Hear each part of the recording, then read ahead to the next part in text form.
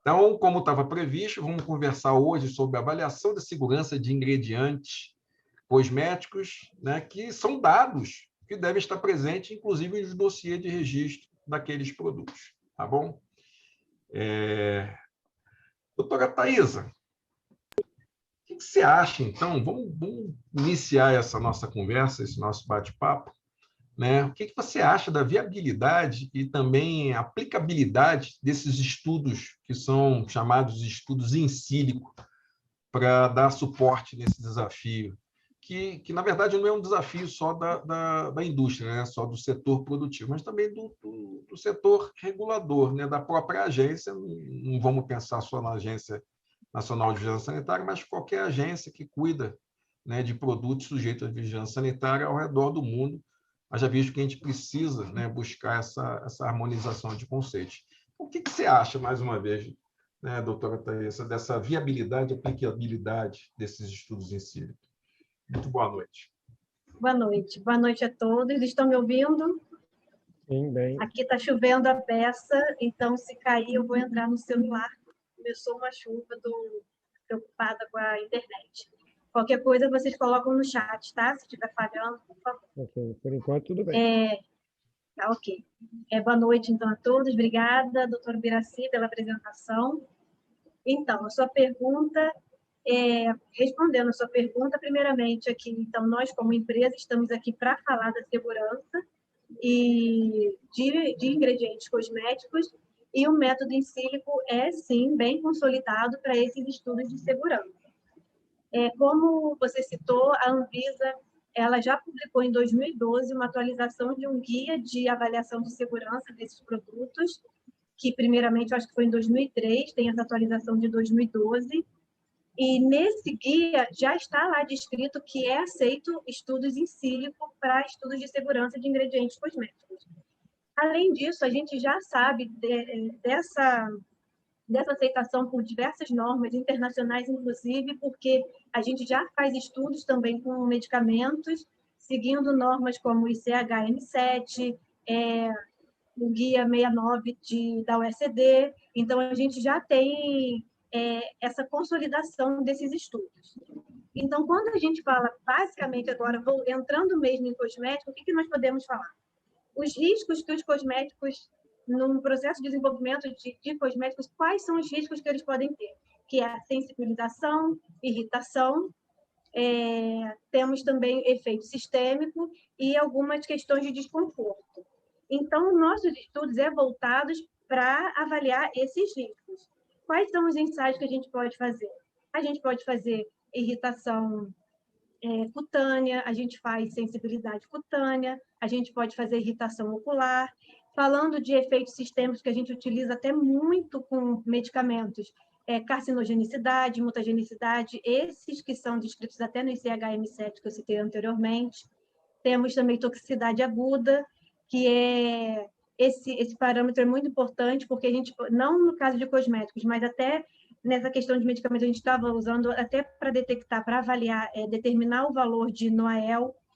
Então, dentro do estudo in silico, esses métodos que nós utilizamos, nós podemos usar vários modelos para chegar nesses resultados. Então, temos, como eu falei, irritação, sensibilidade cutânea, irritabilidade ocular, toxicidade aguda, todos esses são preconizados no guia do OECD, cada um tem o seu guia. Então, dentro desse guia de 2012 da Anvisa, a gente tem diversas atividades que eles sugerem que sejam realizadas. Nós realizamos de forma in silico, né, por métodos in silico, a maioria dessas atividades, as principais. E se você me perguntar, mas vocês realizam também estudo in vitro? A gente realiza. Se for necessário, se a Anvisa exigir, a gente tem um convênio com a Faculdade de Farmácia, a gente realiza esses testes in vitro. Então, a sensibilidade cutânea a gente realiza, teste de Ames, que é mutagenicidade, a gente realiza alguns testes em vivo, mas por que nós não vamos falar deles aqui? Porque o nosso intuito, como empresa, é justamente focar nos métodos alternativos. Hoje em dia, principalmente para cosméticos, a gente tem uma necessidade muito grande das empresas de buscar novas alternativas. Essas alternativas, elas incluem in vitro e in sílico, justamente para fugir do in vivo, aplicando aquele princípio dos 3 R's, que é reduzir o número de animais, substituir alguns métodos, algumas metodologias e refinar alguns métodos. Então, utilizando esses princípios, a gente entra nessa necessidade de métodos alternativos com os métodos in sílico. E, então, se for necessário, a gente realiza. E eu acho que, para falar mais um pouquinho desses métodos in sílico, eu acho que a doutora Alessandra ela pode falar mais os detalhes dos métodos.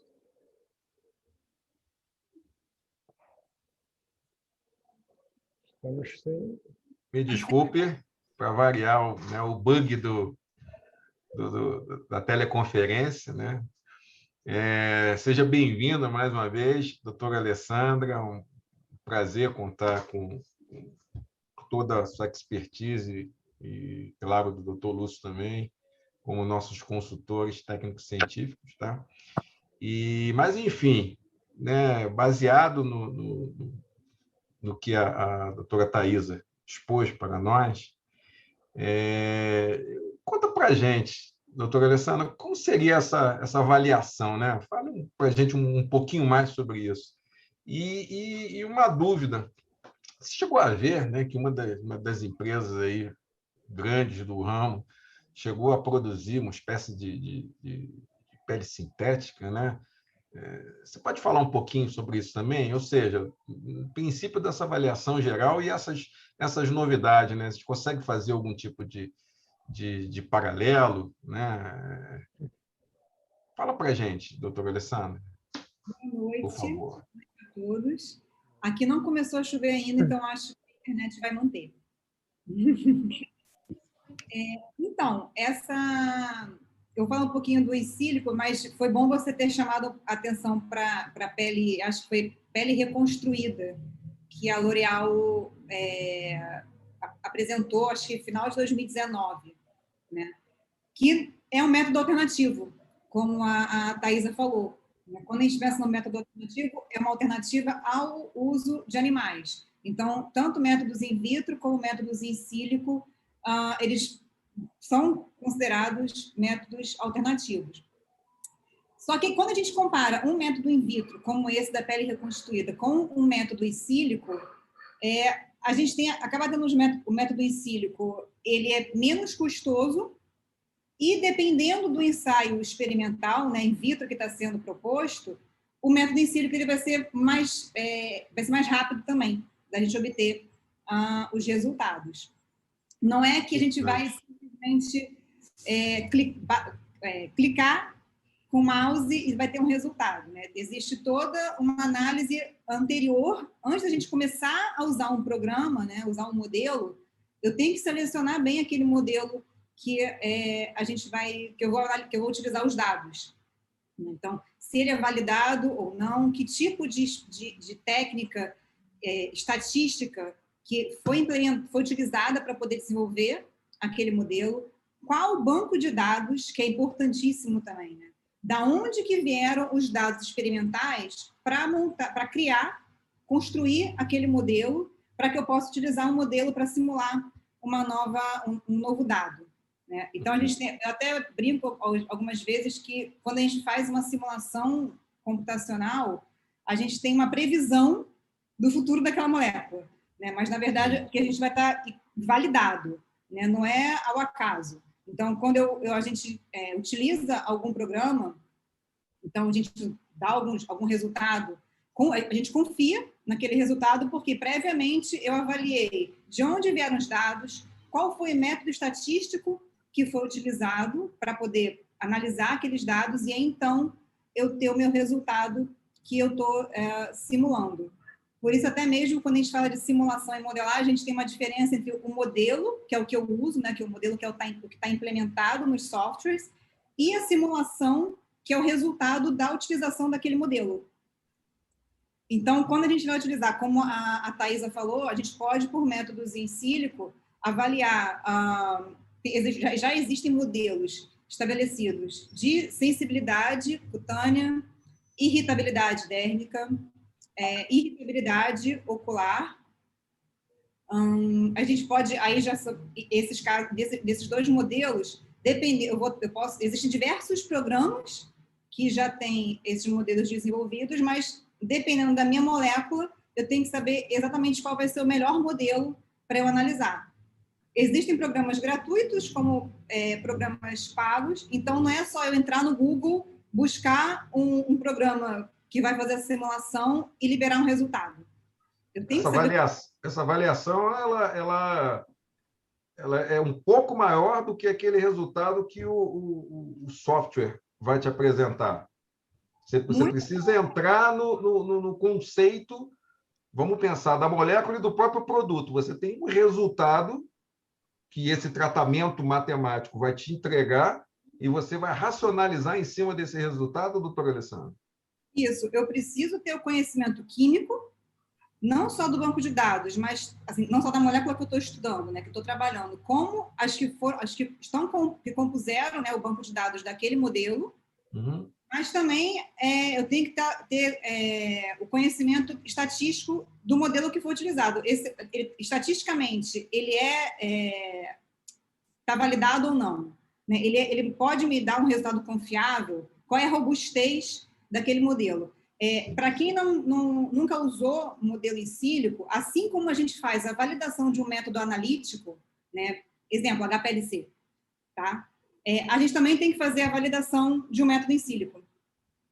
Claro, não são as mesmas variáveis, as mesmas pontuações que a gente faz para um método analítico, mas a gente também tem os métodos de validação dos modelos computacionais para aumentar a confiança dos resultados que a gente está liberando.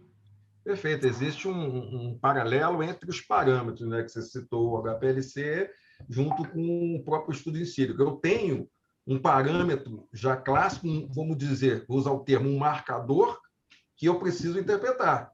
Tá? Vamos imaginar na própria cromatografia que você mencionou. Eu sei alguns defeitos que acontecem, né, entre aspas, defeitos, que eu consigo identificar e minimizar. Não, eu sei que isso aqui, que essa resposta não é a resposta que eu tenho do meu analito. No caso agora de uma interpretação, de uma simulação, de uma modelagem, você também consegue detectar, olha, isso aqui não existe, tá? Ou não está sendo avaliado algum parâmetro que eu esperaria. Eu vou ajustar nessa análise, no procedimento, doutora Alessandra. E vou aproveitar, doutora Alessandra, e vou provocar o doutor Lúcio. Doutor Lúcio, tem alguma coisa que você gostaria de falar em cima dessa avaliação e contribuir com o que a doutora Alessandra está falando? Já volto doutora Alessandra. Na verdade, é muito preciso você afirmar que não basta você ter o software, achar um software que você está fazendo avaliação de segurança de um ingrediente cosmético, né? Na verdade, quando você fala uma pele sintética, por assim dizer, né, você está envolvendo a avaliação de diferentes parâmetros, como provavelmente a permeação. Você não quer um efeito sistêmico no cosmético, então ele não pode ter uma permeação, o que se esperaria no sistema transdérmico. Você não pode ter um efeito de irritabilidade. Você tem que avaliar a genotoxicidade, você tem que avaliar uma sequência de parâmetros nesse ingrediente cosmético que vai ser obtido, antes de mais nada, de uma análise do ingrediente. Essa análise vai ser feita baseada num levantamento bibliográfico bem feito, na avaliação de comparações entre esse novo, aspas, ingredientes já existentes, respostas toxicológicas associadas a esses similares ingredientes que você está trabalhando. Existe a questão do alerta toxicológico, que é uma das abordagens que a Alessandra usa para fazer a avaliação de toxicidade, em que a similaridade estrutural entre diferentes ingredientes pode indicar um potencial toxicológico dele. E, como é feito no relatório de PDE, né, não basta ter os resultados, precisa ter um toxicologista, né, avaliando esses resultados. A Thais é toxicologista, ela vai fazer essa avaliação. Então, é muito mais do que simplesmente apertar um botão, apertar um mouse e obter um resultado. A gente pode dispor de softwares que podem simular a absorção através da pele. Você não quer que nenhum filtro solar, um fotoprotetor, você não quer que um ingrediente cosmético de uso tópico tenha absorção sistêmica. Em algum grau de absorção sistêmica tendo sido observada, né, a gente pode complementar esse estudo com célula de Franz, que é uma estrutura analítica que nós já temos na Faculdade de Farmácia. entenda essa absorção sistêmica, qual vai ser o impacto disso? Aí eu vou passar mal, eu preciso avaliar a genotoxicidade, né? Eu preciso avaliar a carcinogenicidade, DL50, parâmetros toxicológicos que podem ser antecipados em sílico, em que uma vez você admitindo alguma potencial permeação através da pele, você pode classificar pelo ICH-M7, por exemplo, esse gradiente como classe 1 até classe 5, dizer, não, é perigoso, não é perigoso, é necessário se considerar ou não, e mais, né, quanto vai ser essa exposição diária permitida, quanto, teoricamente, você estaria expondo o usuário, não é paciente, né, porque a gente não está falando de medicamento, a esse novo ingrediente. Então, essa avaliação de segurança em sílico, que é complementada muitas das vezes por abordagens, no nosso ponto de vista, in vitro, porque, afinal de contas, a gente quer, ainda mais na indústria cosmética, né, não lançar mão de modelos animais, você não tem um modelo previamente estabelecido. Cultura de célula de melanócitos pode avaliar o potencial de irritabilidade cutânea. Não é uma relação direta, mas é uma possibilidade. Então, existem várias outras alternativas, como existem várias outras alternativas em sílico. Então, não basta ter um software, não basta saber operar o software, gerar um bom relatório, porque se você está falando de avaliação de segurança, se você está falando de avaliação de parâmetros toxicológicos, você está falando de toxicologia, né? E para falar de toxicologia, você tem que falar de alguém que tem experiência nessa área. E quem trabalha com toxicologia em sílico, ao invés de administrar por gavagem uma substância no rato, ele está avaliando parâmetros toxicológicos, ele está avaliando endpoints, ele está avaliando reações adversas, está avaliando eventos adversos. Então, não há um diferencial bom. O toxicologista, que é um experimentador animal, é mais qualificado por uma avaliação que um toxicologista em sílico não é. Na verdade, você só muda o procedimento experimental utilizado, mas no final é o cérebro que funciona, né? No final é a avaliação crítica que vai te dizer, gerar um relatório, né? E o relatório não precisa ter 90 páginas, né? Porque repetição de informações atrapalha o técnico da Anvisa, né? Imagina você ter que fazer uma avaliação de N relatórios de segurança e as pessoas ficarem repetindo, né? Mas você precisa de uma avaliação conclusiva dos resultados obtidos e precisa ter certeza em dizer, olha, esse produto é seguro ou não é seguro, esse produto é apto ou não a se fazer parte de uma formulação, de uma composição de um produto cosmético de acordo com a normativação vigente da Anvisa. Então, esse é o meu ponto de vista. Eu acho que é muito... Não, é um excelente ponto de vista, doutor Lúcio. Já volto em você, deixo ele lá na doutora Alessandra, mas vou provocar a doutora Thaisa também. Mas vou só dar um destaque aqui. Lembra, eu passei muito tempo fazendo análise de documentação para regularização como membro da agência. E é uma verdade, né? A avaliação de conteúdo, ele precisa de uma didática, né? Até a própria compreensão. O representante do órgão regulador, ele ter segurança, né, para aprovar ou para questionar, para voltar com uma exigência que seja, né, de complementação de dado ou algo que não tenha compreendido, isso depende dessa compilação de informações que vão ser, na verdade, né, disponibilizadas agora pelo uso desses algoritmos, né, desse tratamento matemático, e que deve ser interpretado, isso com certeza passa lá para a doutora Thaisa por uma conversa em conjunto, né, o doutor Lúcio, e lembrando, né, de todo o trabalho que é feito dentro do Laboratório de Tecnologia Industrial, quanto ao desenvolvimento e avaliação de formulações. Então, eu, na minha época, né, de responsável pela análise dessa documentação para regularização de produtos, eu tinha muita dificuldade quando eu pegava um documento sem início, meio e fim, né, com a quantidade absurda de dados que, às vezes, com pouca coerência, né, alguns que às vezes nem precisariam, né, estar presente ou que não me levavam à conclusão, né, satisfatória. Então, isso é um fator relevante e mágico. Tá? Então, doutora Alessandra, antes de voltar, né, que eu parei para chegar no doutor Lúcio para ver se ele tinha alguma coisa para falar para a gente também nesse mesmo sentido, né? Como seria essa avaliação agora de segurança. Doutora Thaisa, esse material, né? Pegar esses dados, tudo bem que esse trabalho como um grupo, né, de pesquisa já experimentado ao longo de vários anos, já tem uma harmonia, né, de transferência de informação, ou seja, os dados produzidos pelo doutor Alessandro e pelo doutor Lúcio, você já tem noção de como você vai receber para poder compilar e gerar aquele relatório, que aí entra a minha parte de, junto com você, dar a formatação de um documento sujeito à vigilância sanitária, né?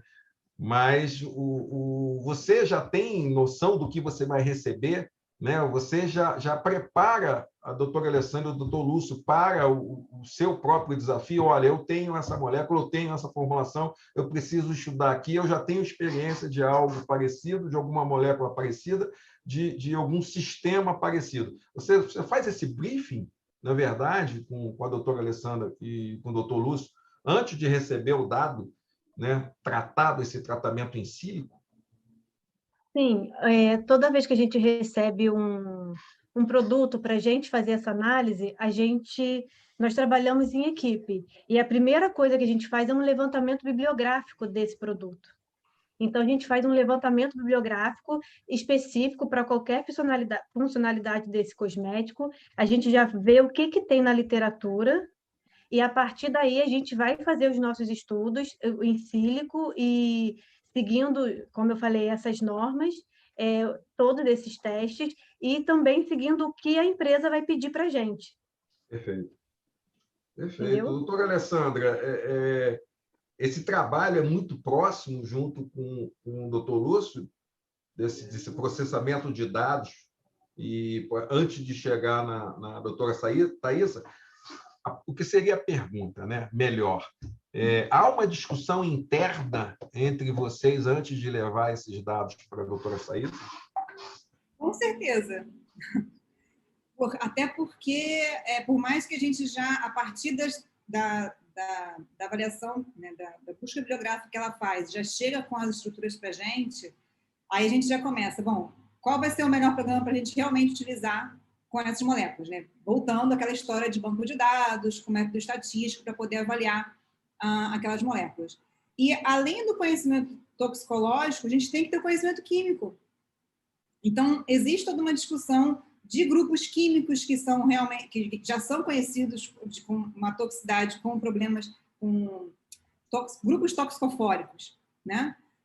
Que podem estar principalmente relacionados à sensibilidade cutânea, à irritabilidade dérmica, né? Que são ensaios diferentes. Então, a gente acaba não fazendo trabalho sozinho, né? Existe uma discussão, então a gente já fala assim, olha, esses são os dados, então a gente vai ter que avaliar, como a Thaisa falou, de acordo com o CHM7, então a gente tem que considerar exatamente qual é o ensaio que está no guia, então qual vai ser o modelo específico que corresponde ao guia, para a gente poder fazer esse ensaio em sílico. Então, é um trabalho em equipe, um trabalho em grupo, que não dá para... Às vezes pode ser, até como a Bárbara colocou ali no bate-papo, o principal resultado, né, vai sair a partir não só do programa, mas quem está analisando os resultados que estão saindo do programa. Né? Porque a gente também tem que ter a consciência de que o programa ele é um modelo matemático e, por mais que a gente avalie, a gente fala assim, olha, é confiável ou não, então, não, vamos buscar um outro modelo para que a gente possa ter uma confiança para liberar esse resultado. Então, acaba sendo sempre um trabalho em grupo. Nem todos os softwares a gente tem, né? Na verdade, alguns softwares são da Biodata, outros softwares são da UFRJ. Então, acaba havendo uma complementariedade de trabalho nesse aspecto, né? Por exemplo, nós dispomos de alguns softwares que trabalham mais em bases estatísticas, mais em bases QSR. A Biodata trabalha mais na parte do Expert Ruled. Então, existe uma complementariedade também nesse aspecto, né? E essa discussão é importante que, por exemplo, normalmente, a Alessandra, o pessoal dela, trabalha com um software chamado GastroPlus para fazer a predição de biodisponibilidade de fármacos administrados por via oral, por via pulmonar E aí eu tive na mão. O Gastropus pode simular a permeação através da pele? Ah, pode. O que a gente precisa? A gente precisa de um cut de célula de Franz. Então, a gente pode fazer isso para cosmética. Eu posso fazer uma avaliação de célula de Franz de qualquer formulação cosmética, ter esse input e ela avaliar se vai permear através da pele ou não. Então, você já tem mais um indício de segurança desse ingrediente cosmético, que é obtido de uma interação de formações e conhecimentos diferentes. Não, lembrando um pouco, né, acabou que eu não expus, né, o histórico acadêmico profissional de vocês dois, mas só para adiantar, vocês têm uma experiência muito grande nas transformações químicas também, né? Quanto a mestrado e doutorado, né? Essa experiência do doutor Lúcio, nós dividimos bancadas um pouco, né? Quanto a essa experiência de transformação química. Então, esse conhecimento, esse domínio, né, da molécula, da substância em si, ela acaba sendo fundamental e, às vezes não, desculpa, né, ela é espontânea, é intrínseco, você já tem esse domínio, né? Você não precisa parar para pensar, ele é meio que automático, né? Andar para frente, andar para trás. Depois desse tempo todo que eu sei que você participou em bancada, né? A doutora Alessandra também, com todo o estudo dela de pós-graduação, tem esse domínio, então fica um pouco mais fácil, né? Vou fazer uma outra pergunta aqui também interessante. Vocês já discutiram... Posso complementar? Me desculpa te cortar. Claro, só para finalizar essa questão, quando a gente fala de equipe, um ponto positivo que nós temos na nossa equipe, particularmente da Biodata, é que a gente tem essa possibilidade de fazer os estudos in vitro. Eu não estou falando até do ingrediente cosmético, não. Mas, como você citou, o Lúcio ele já trabalhou muito, ele tem uma equipe que sintetiza moléculas, então, essas moléculas nós já testamos, já fizemos vários ensaios com ela in vitro, e muitos desses ensaios a gente também faz em sílico. E isso para a gente é muito importante, porque é uma forma da gente validar os nossos métodos in sílico. Validar, assim, a gente, não que o programa precisasse de uma validação nossa, mas a gente, quando faz um teste de Ames, e aí a gente olha, coloca essa molécula, né, no programa, e a gente vê que o resultado está batendo, isso para a gente é bom, porque é mais uma forma da gente falar que esses métodos in sílico, eles são validados e a gente pode utilizar. E esse é um ponto que a gente tem, porque a gente não fica só no in sílico. A gente pode fazer essa in vitro, já fizemos também em vivo, então a gente consegue fazer esse link, caso seja necessário. Isso é importante. A gente pode dizer que a gente tem um banco de dados interno? Nosso? Em construção. Temos, eu ia falar, estamos já construindo e... Na verdade, a gente tem um projeto de criar um banco de dados de produtos de degradação e de toxicidade e endpoints toxicológicos, mas isso é uma coisa que a gente está ainda em curso, né? Como também criar um banco de dados de relatórios de PDE, né? Disposição de área permitida, né? Mas é um trabalho que está sendo feito ainda. Interessante. Passo a passo. Assim como a gente também é capaz de fazer uma simulação, de criar um modelo. A gente também pode fazer isso. Então, se tem alguma... O banco de dados não resolve todos os problemas, né? O banco de dados, inclusive, eles vão ser públicos, né? Porque são produtos da universidade, mas ele não resolve o seu problema. Como apertar o botão também não resolve o problema. Você tem um banco de dados, você tem que saber usar, né? Na verdade, ele vai me dar um suporte, né? Vamos pensar entre aspas, com muito cuidado, né? Numa validação do que eu tenho de resultado simulado. Eu tenho um dado a mais interno porque eu já experimentei, né? Ou seja, eu já fiz todo aquele estudo, eu já sei qual é o comportamento em outro sistema. E agora eu busco o sistema in sílico que vai me demonstrar que aquele resultado, né, que eu tenho na minha prática, né, no meu experimento, né, ele valida todo aquele resultado que eu consegui na minha modelagem. Na verdade,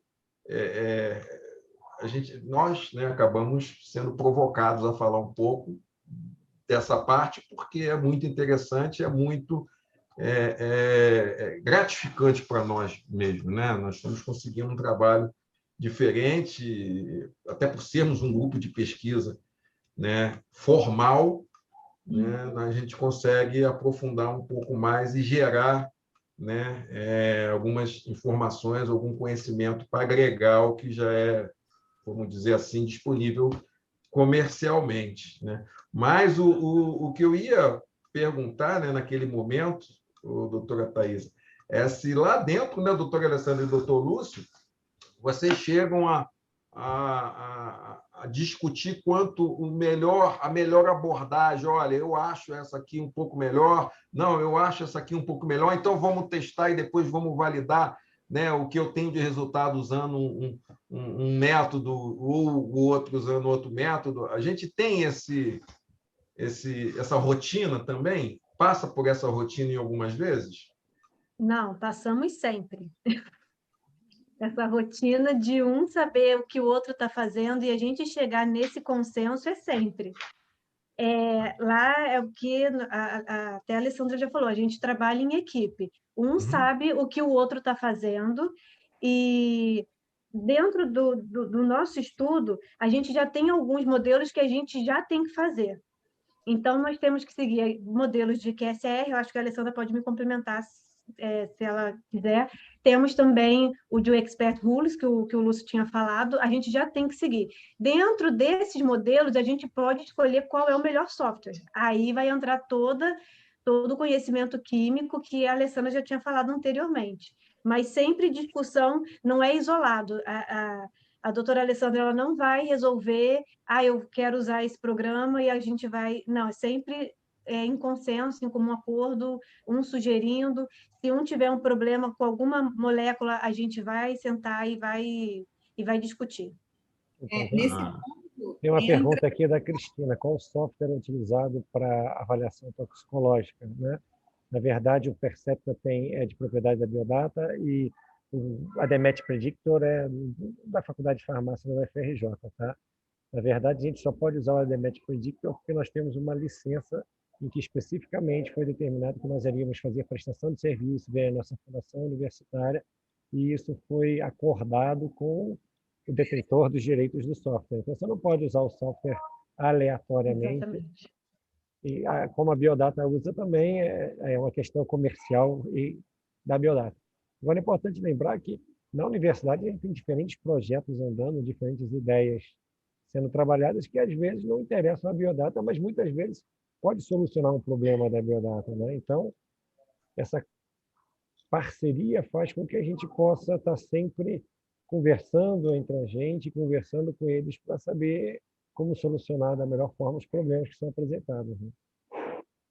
Só para complementar até o que a Thais estava falando e que o Lúcio já falou um pouquinho também, nessa parte aí de qual vai ser o programa, de toda essa análise em equipe, né, eu acho que vale ressaltar que a experiência conta muito, né? Então, assim, não vai ser do dia para a noite que eu vou pegar e vou começar a modelar, a fazer essas simulações e já começar a liberar os resultados.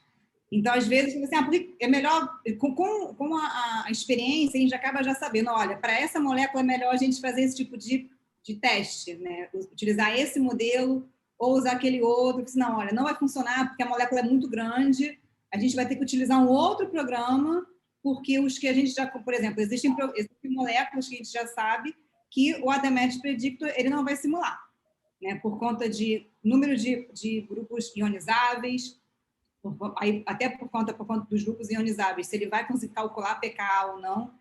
E aí, às vezes, alguém que não está acostumado, não tem aquela experiência de usar os programas, vai colocar ali, porque ele vai liberar o resultado, tá? Mas se a pessoa não souber analisar todo o resultado que o programa vai fornecer, ela não vai pegar a linha onde ele fala, olha, eu não calculei o pKa, então tudo que eu analisei não é válido. Vai depender do parâmetro, né? Dependendo do parâmetro, vai depender da molécula. Então, por exemplo, eu estou dando esse exemplo da molécula grande porque eu já tive esse caso, né? Eu estava com uma molécula, agora eu não lembro qual era a molécula, mas ela tinha mais de 10 CIDs ionizáveis. Não era peptídeo, era molécula sintética, E aí, quando eu fui tentar simular no ADMET Predictor, ele deu alguns resultados, mas aí quando eu olhei, eu falei, não, era até para sensibilização cutânea e sensibilização pulmonar. Aí eu falei, não, mas não... Como eu já estava fazendo alguns ensaios com o programa, eu vi que, assim, não estou confiando muito nesse resultado. E aí, quando eu fui puxar todo o relatório que vinha junto com aquela única análise que eu queria, né, porque não sei se alguns aqui já devem ter simulado alguma coisa, algum programa gratuito. Alguns programas são muito fáceis. Você desenha a molécula e dá um resultado. Só que atrás daquele valor que o programa te dá, existe um relatório, geralmente grande, que ele te mostra de onde, a partir do que ele está liberando aquele resultado. Então, aí eu vi que naquela minha molécula que tinha 10 grupos ionizáveis, ele não estava conseguindo calcular o pKa.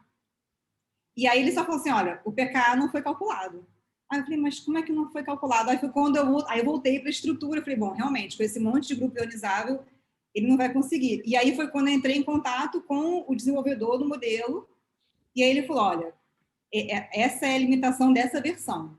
E aí, algumas versões posteriores, eles já tinham essa possibilidade. Então, a gente saber, não é só utilizar a ferramenta, é saber utilizar e saber analisar tudo que vai estar envolvido com aquele resultado que o programa vai estar liberando para a gente.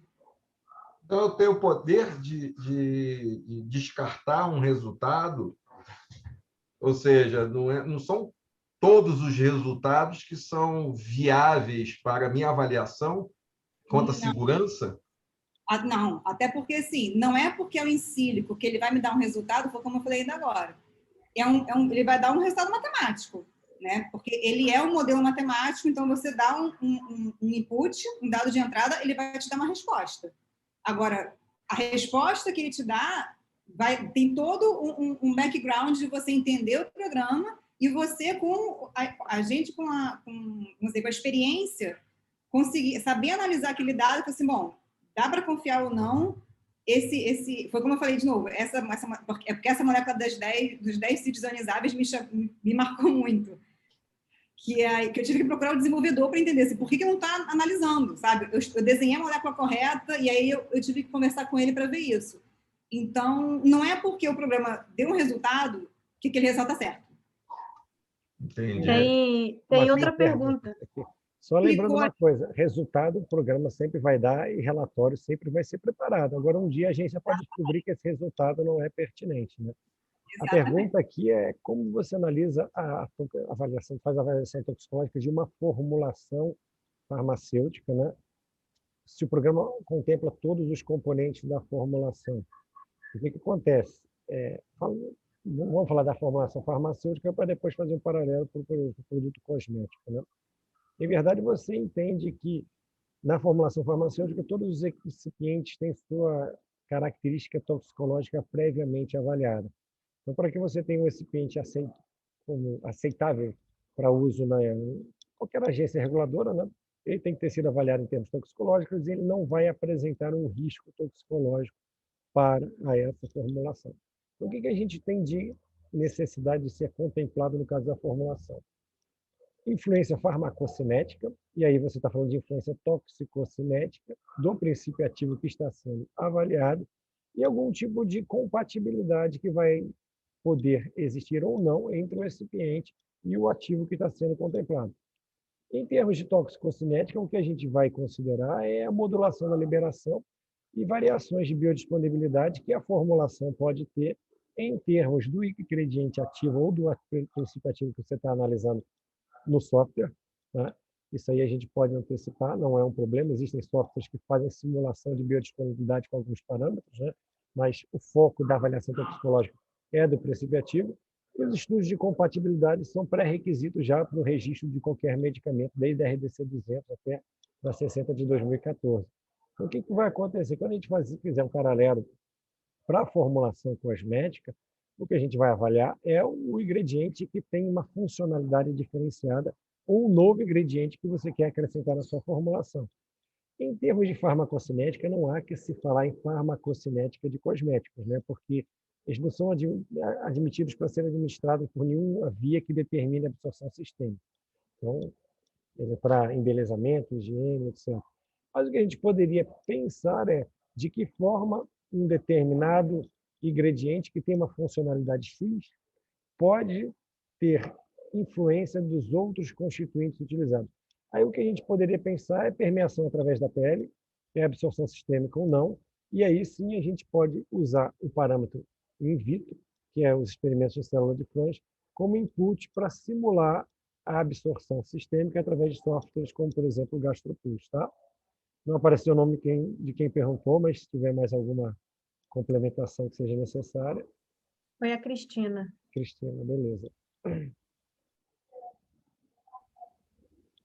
Você está mudo de novo. Você queria complementar com alguma coisa, Thaís? Você ia falar antes do Dr. Lúcio iniciar? Não, foi só para falar o nome de quem perguntou. Então tá. Doutor Lúcio, vamos aproveitar, né? Apesar de a gente estar sabendo que a gente está falando de cosmético, mas você mencionou um pouco a pergunta da Cristina, acabou sendo de formulação farmacêutica. O pessoal tem me perguntado bastante, né? E às vezes eu não sei nem muito o que falar. Eu tenho ideia prática, mas vou deixar um pouquinho rápido, né? Para a gente usar pouco tempo, já que está um pouquinho fora, né? Esses programas também simuladores de degradação, o que vocês acham disso? Né? A gente tem experiência na prática, né? Porque eu sei que o seu laboratório também acadêmica, faz. já fizemos vários experimentos, já utilizamos várias vezes e posso dizer que a capacidade de simulação deles é muito baixa. Eles têm um viés muito grande de dimerização, oligomerização. A capacidade preditiva é menor do que um técnico médio no assunto em termos de química orgânica sintética. O levantamento bibliográfico e a avaliação retossintética vai te permitir obter resultados muito mais precisos e realistas. Até porque você quer o quê? Preparar um relatório de perfil potencial de degradação. Então, de nada adianta você alimentar um relatório com 450 prováveis produtos de degradação, que só vai poluir a análise que o técnico da Anvisa vai fazer. Então, você tem que racionalmente apontar, olha, esses produtos podem ser efetivamente formados nas condições de degradação que o medicamento vai ser submetido, né? A gente sabe que principalmente que vai ocorrer é hidrólise, oxidação e fotólise, e mais do que isso, mesmo nas condições previstas no Guia 4 da RDC 53/2015, existem meios de degradação previamente definidos que a gente pode racionalizar que, se você quer uma degradação de 10% a 30% do fármaco, você não vai gerar 450 produtos de degradação para cada condição. Então, esses softwares, eu posso dizer que a nossa experiência com ele não é muito boa. Não, legal. Eu deixei a palavra de vocês, né? Claro, né? Em cima desse monte de questionamento. Um pouco mais na frente, a gente foi convidado para fazer uma apresentação sobre a química da degradação de substâncias, né? Independente de qual tipo de produto sujeito à vigilância sanitária. Então, não vou falar de produtos de degradação, vou falar de impurezas que são formadas pela degradação química de componentes de formulações. E me questionaram, né? E eu vou tocar no assunto também um pouco, e não queria ser tão teórico, né? Porque nós estudamos muito e aprendemos muito isso com um grande mestre nosso, em mecanismo de reações, que se você, né, tiver mais que 2 componentes, uma reação, você não consegue mais prever o próprio mecanismo, né? E se você imaginar a fotólise, então, que você tem uma grande parte que são processos radicalares, aí que simular fica cada vez mais complexo. Mas voltando para o nosso tema, né? Eu só fiquei tentado, né? Porque a gente acabou falando um pouquinho de limitações de uso de software e que a discussão e com o conhecimento prático do que é a substância química, do que é a formulação, às vezes é o ponto para a decisão se foi isso que eu entendi da softwares têm limitações. Todos os softwares têm limitação, né? Na verdade, é o conhecimento em relação ao uso e os resultados obtidos que vai fazer com que o software seja factível de ser utilizado para essa situação ou não. Pode ser que no futuro algum software seja capaz de predizer tão bem quanto um químico orgânico sintético, mas atualmente ainda não. Mas isso eu acho que a gente tem bastante noção, mas existe né, as discussões elas são válidas e cabe agora o racional e a capacidade que cada um tem com a sua experiência acadêmica, né, e profissional para decidir o que eu vou usar, o que eu vou trabalhar, né? Porque o produto sujeito à vigilância sanitária, eu tenho que minimizar ao máximo o risco, como é, inclusive, o conceito da vigilância sanitária previsto na Lei 8080 de 90, a Lei Orgânica da Saúde.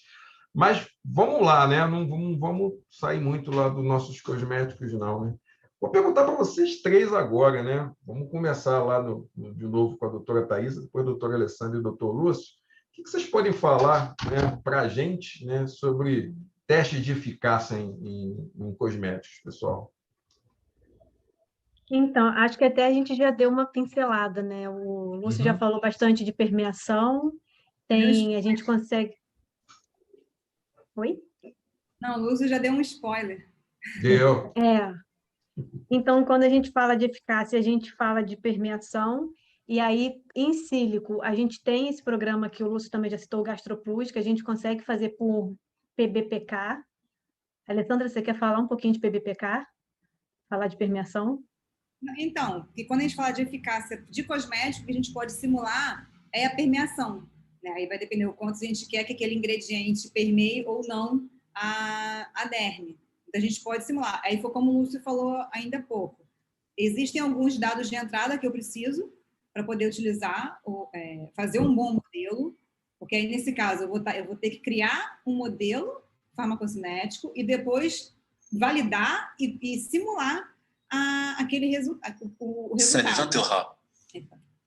E aí, para poder ter um bom resultado, para poder liberar, né? E aí, assim, eu vou poder fazer isso para cada ingrediente, eu não posso fazer da formulação toda, né? Eu vou ter que, como o Lúcio também já falou, vou selecionar um ingrediente da formulação para poder fazer esse estudo de PBPK. Até essa dúvida da Cristina, a gente não consegue... a gente nunca consegue fazer a formulação, a gente sempre vai fazer da molécula, no caso é o princípio ativo. Entendeu? Eu vou escolher o ingrediente da formulação para poder fazer, para poder construir o modelo. E aí, nesse caso, tem alguns dados experimentais in vitro que eu preciso para poder alimentar o modelo e ele ser o mais fidedigno possível a um modelo experimental, no caso, um modelo em vivo, que poderia ser feito, por exemplo, nessa pele artificial que foi liberado em 2019 pela L'Oréal, porque eles têm a pele artificial e, pelo que eu vi, eles fazem simulação de permeação, irritabilidade cutânea, sensibilidade cutânea e alguns outros ensaios que eu não lembro mais. Então, por exemplo, a permeação pode ser feita também por método in silico, né, por modelo PBPK.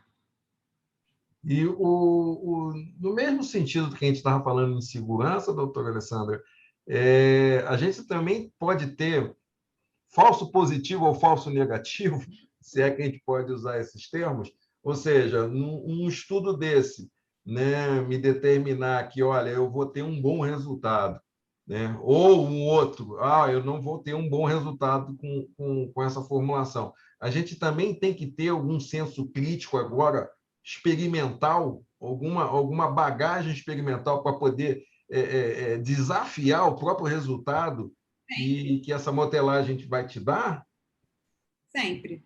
Porque aí, nesse caso, assim como a gente falou logo no início, é um trabalho em equipe.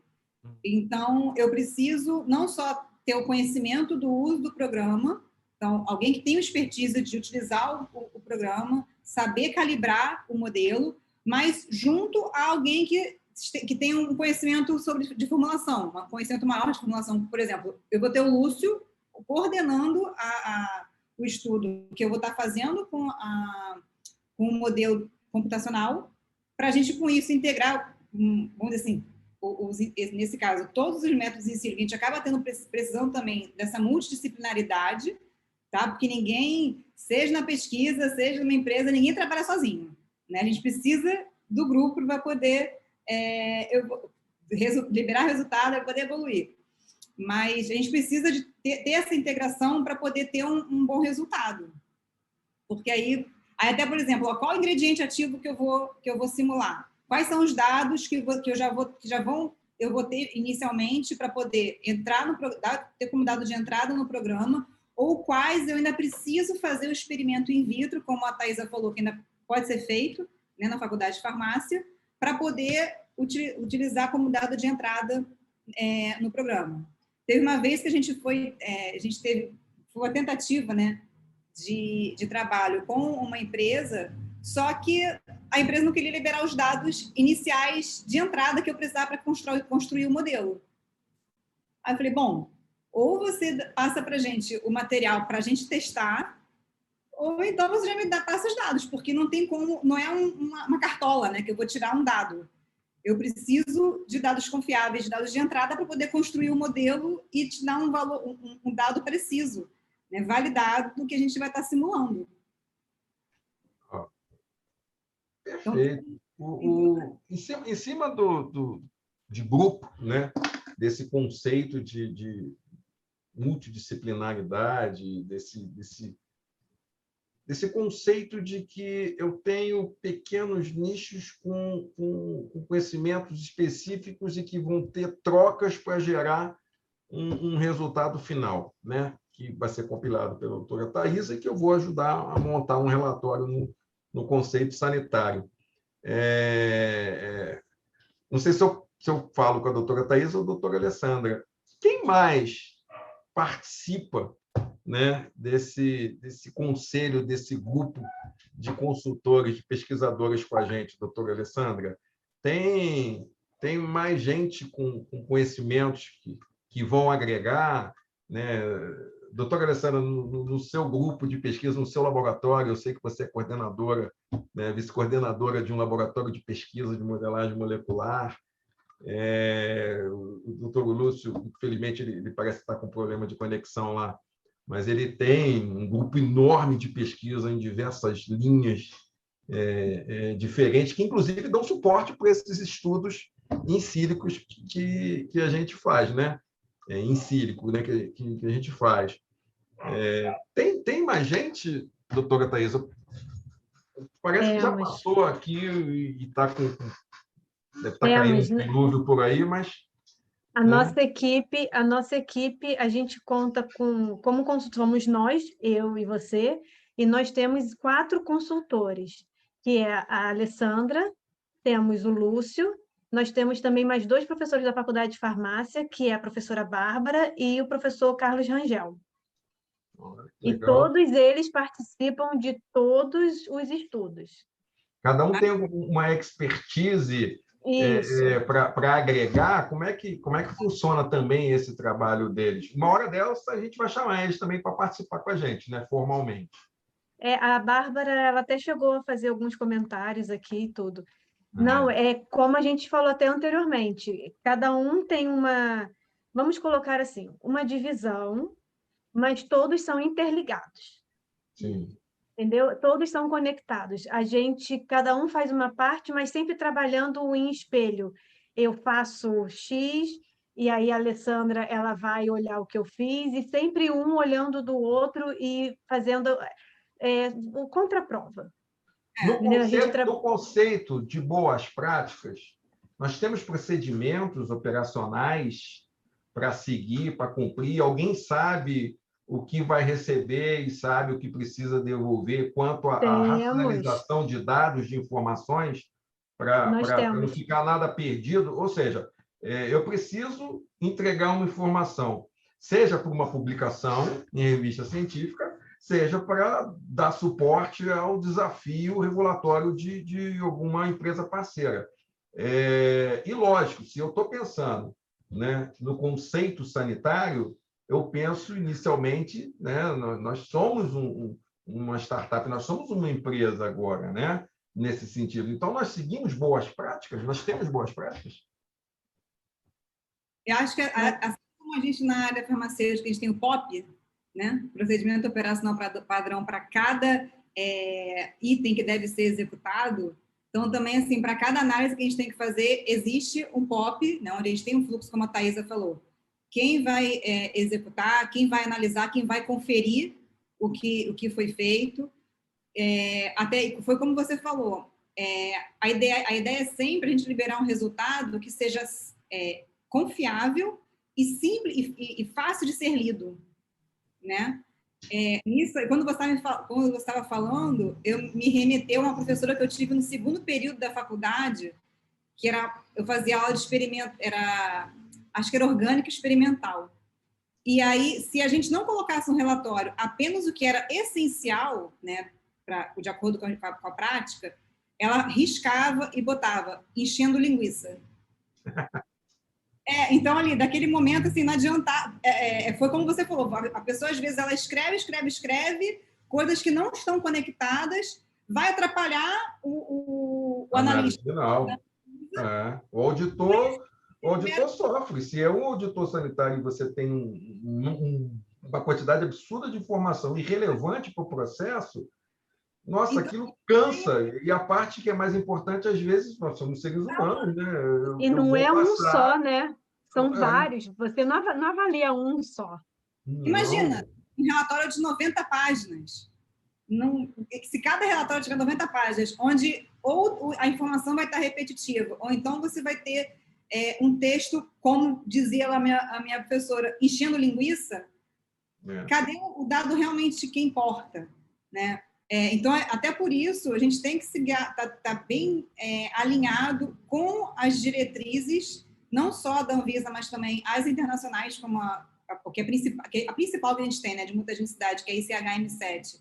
E a diretriz, o guia da OECD, o guia 69, 2007 da OECD, que a ELI ela já implementa sobre a validação dos métodos estatísticos, dos métodos de QSR. Então, o método tem que estar de acordo com essa norma. Se não tiver, a gente nem utiliza, nem pretende, nem tenta utilizar. O que o ICH-M7 preconiza? É teste A e B. Então, eu vou aplicar o teste A e B. Eu não vou ficar enchendo linguiça no relatório para poder ter um relatório composto de 90 páginas. Né? Então, a gente também tem que ser curto e direto nessas análises, com confiança dos dados, claro. E nós já temos os softwares que a gente usa, a gente também tenta manter esses para todos os estudos. A gente padroniza o nosso trabalho.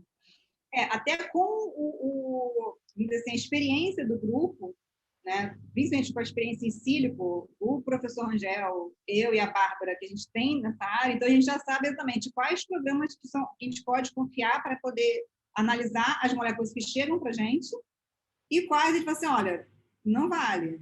Né? Então, são até experiências que a gente vem do meio acadêmico. Então, eu até diria que, assim, que isso é muito bom, a gente estar em contato direto com a empresa que vai liberar, entregar, que precisa desses dados para enviar para a Anvisa, porque vai estar na vanguarda da área. Né? Assim como a L'Oréal ela veio com essa inovação da pele reconstruída, então, a gente está utilizando os métodos em sílico para fins regulatórios, a gente está na vanguarda. Então, apesar da gente ter esse guia cosmético da Anvisa de 2012, e aí eu já vou te dizer que desde 2012 eu já falo disso em aula, em sala de aula, assim, olha, os modelos de QSR a gente pode utilizar, inclusive a Anvisa já preconiza utilizar isso para cosmético. Legal. Então, falando isso, eu particularmente já trabalho com esses modelos de toxicidade, esses modelos de QSR desde o meu mestrado. Então, a gente já vai... que foi ontem, né? Já vem acumulando a gente vem acumulando uma expertise. Então, às vezes, quando a gente vai analisando, o pessoal fala assim, mas por que você acha isso? Eu falei, bom, é experiência. Né? Não é só a experiência de usar o modelo, é a experiência de fazer análise, a experiência de conseguir olhar para não vai dar certo, olha, a estrutura está desenhada errada, está ionizada, você tem que ajustar isso. Então, tudo isso acumula para a gente ter um bom resultado.